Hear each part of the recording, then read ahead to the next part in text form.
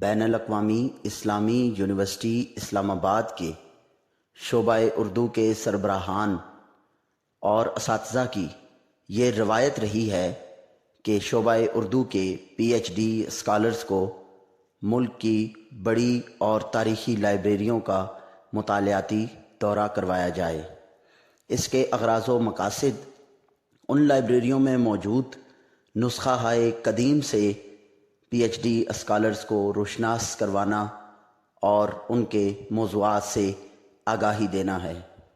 اسی سلسلے میں مورخہ 17 مارچ 2023 بروز جمعہ شعبہ اردو کے پی ایچ ڈی اسکالرز نے پروفیسر ڈاکٹر نجیبہ عارف، ڈین کلیہ زبان و ادب اور صدر شعبہ اردو ڈاکٹر کامران عباس کاظمی صاحب کے ہمراہ الندوہ لائبریری اسلام آباد کا مطالعاتی دورہ کیا۔